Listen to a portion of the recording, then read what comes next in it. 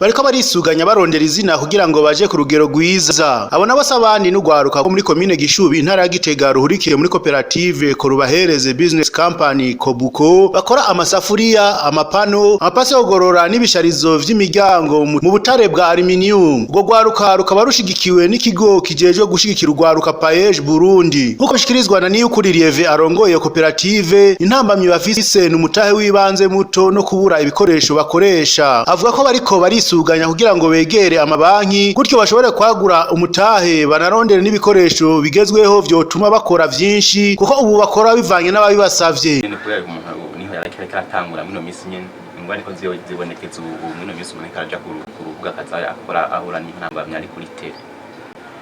Gaha intambamyi dukunze guhura nazo ngaha mu Uganda cambere na mbere bihagaze ku mutahe w'ibanze muto.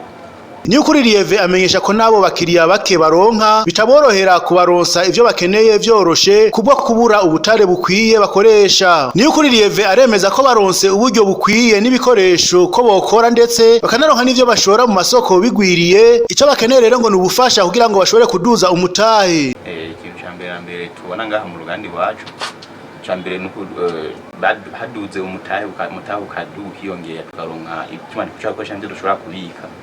Byoshoboka gose ko dushobora gusatisfeza abakiriya bacu. Abakiriya ntiborohera kuronka kubera ubutari dukoresha bikunze kuboneka cyane. Muri kazoza tarakakure ngo barifuza guhingura n'ibindi bikoresho nk'ivyuma vy'imodoka n'amamoto. Tukati ndo dufise nyinshi kongaha atashaka kwa n'ivyuma by'amamodoka ibyuma do kushanje amamodoka mwamwe canka amamoto tutashaka kubikora. Usanga bakorera umuntu asanga afise umutahe mutoyi nacaja ku bintu nyene abo n'abakiriya bakunda kuma bariko barashaka cyane. Niyukuririye ahamagarira ugwaruka gukura amaboko mu mpuzu bagakora ndetse bakanagaragaza impano zabo. Niyukuririye avuga ko ubu babona akarusho mu vyo bakora kuko batakigora abavyeyi ngo babahe iki canke kiriya. Akamaro barafise gose cyane.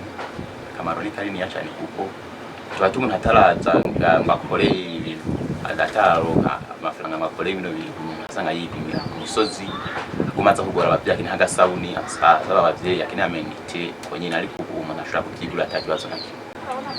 Kwaruka twohamgarira kuja kukibira ukakora ibintu byose kubagwiyumvira ukaja kuri tele ugakora amaboko mu mpuzu ukaja habona ugakora ibyo byose tubagwiyumvira ugakora kuko leta n'umuvyeyi irashobora kubafasha.